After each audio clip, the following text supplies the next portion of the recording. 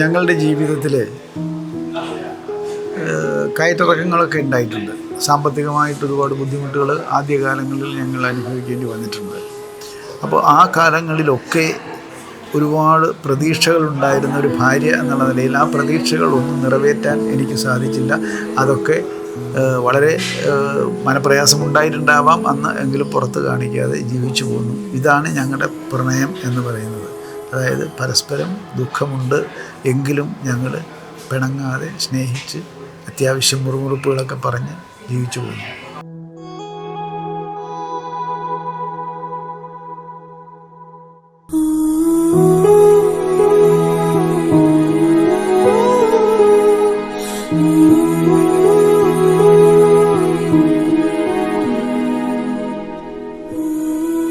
ഞങ്ങളുടെ ലവ് എന്ന് പറഞ്ഞാൽ ഞങ്ങൾ അറേഞ്ച്ഡ് മാരേജാണ്. മാരേജിന് ശേഷമുള്ള ലവ് അത് നമുക്ക് സന്തോഷകരമായ കാര്യങ്ങൾ തന്നെയാണ്. ഈ സ്ഥലമാണ് നമ്മുടെ ഇവരുണ്ടല്ലേ ഓയിൽ റിഫൈനറിയുടെ റിഗാണ്.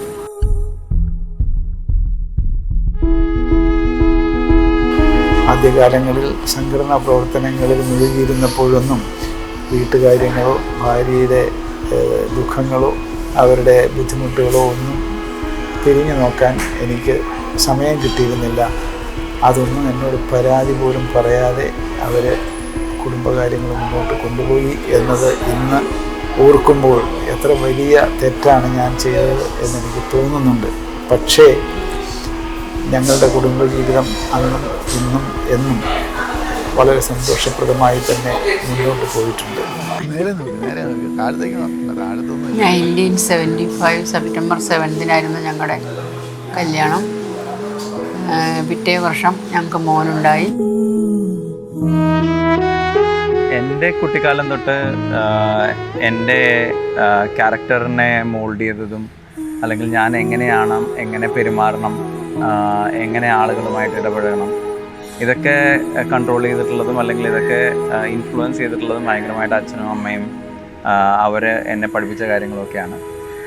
എൻ്റെ മനസ്സിൽ ഒരു നല്ല പാരൻ്റ് എങ്ങനെയാവണം, ഒരു നല്ല ഭർത്താവ് എങ്ങനെയാവണം എന്നുള്ള കാര്യങ്ങളും ഒക്കെ അവർ ചെയ്യുന്നത് കണ്ടിട്ടാണ് ഞാൻ പഠിച്ചത്.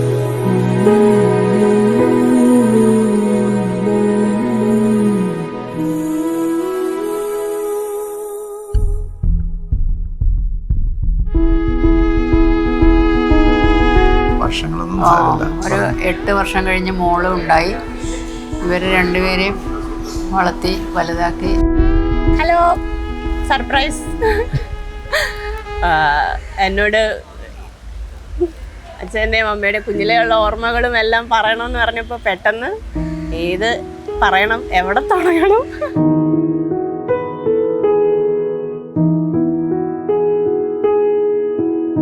വയ്യാതെ വരുമ്പോഴെല്ലാം അച്ഛൻ എത്ര ടൂറ് പോയി എത്ര ക്ഷീണിച്ച് തിരിച്ചു വരുവാണെങ്കിലും അന്ന് രാത്രി വളരെ ക്ഷീണിച്ച് കിടന്നുറങ്ങാനായിരിക്കും വരിക. പക്ഷെ എനിക്ക് ഉറങ്ങാൻ പറ്റാറില്ല. അപ്പം ഞാൻ എന്നെ എടുത്തോണ്ട് ഫുൾ രാത്രി നടക്കാറുണ്ട്.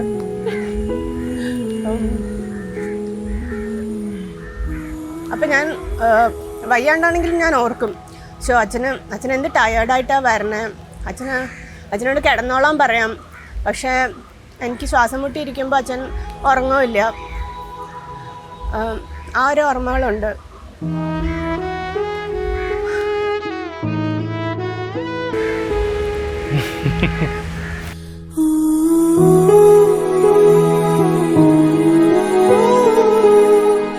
കല്യാണം കഴിച്ച ഇൻലോസ് രണ്ടുപേരും, മോളുടെ ഹസ്ബൻഡും മോൻ്റെ വൈഫും നല്ല കുട്ടികളായിരുന്നു. ഇപ്പോഴും അത് തന്നെ, എല്ലാവരോടും വളരെ സ്നേഹവും ബഹുമാനവും ഉള്ള കുട്ടികളാണ്.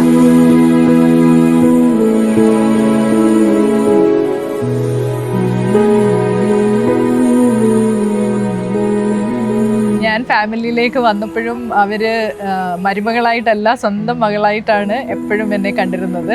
ചേച്ചിയുടെ കല്യാണം സമയം തൊട്ട്, കല്യാണം കഴിഞ്ഞപ്പോൾ തൊട്ട് ഞാൻ മിക്കവാറും അവിടെ വീട്ടിലുണ്ടാവും. എന്തെങ്കിലും കാര്യത്തിനൊക്കെ ആയിട്ട് ഹോസ്പിറ്റൽസ് അല്ലെങ്കിൽ എവിടെയെങ്കിലുമൊക്കെ ആയിട്ടുണ്ടാവും. സോ അച്ഛനും അമ്മയും എന്നെ മോൻ എന്നുള്ള രീതിയിലാണ് അന്നേ കാണുന്നത്. എനിക്കും അച്ഛനും അമ്മ ഞാൻ വിളിക്കുന്നതും അങ്ങനെ തന്നെയാണ്.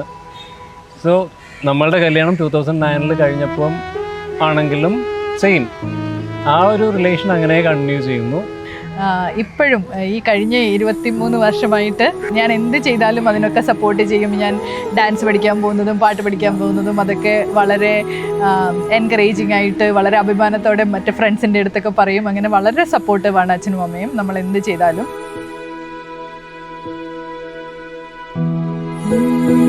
ഞങ്ങൾ വിവാഹിതരായിട്ട് 50 വർഷം തികയുന്ന ഒരു സാഹചര്യത്തിലാണ് നമ്മളിന്നിവിടെ മീറ്റ് ചെയ്യുന്നത്.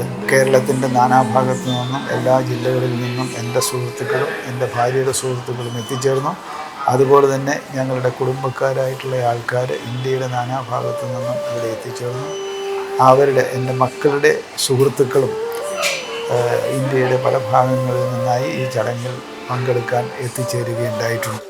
ഇതെല്ലാം അവരുടെ സ്നേഹബന്ധവും അവരുടെ സുഹൃത്ത് ബന്ധവും എത്ര ദൃഢമാണ് എന്ന് സൂചിപ്പിക്കുന്നു.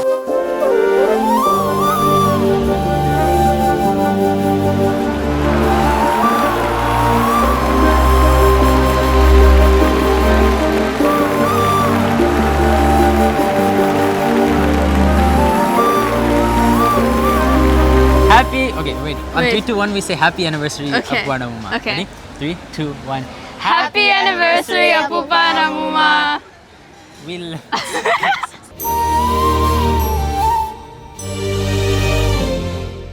തുടക്കം മുതൽ അവസാനം വരെ ഇപ്പോഴും എൻ്റെ സംഘടനാ പ്രവർത്തനത്തിലും ജീവിതത്തിലും എന്നെ സഹായിച്ചു പോരുന്ന ആളാണ് എൻ്റെ ഭാര്യ.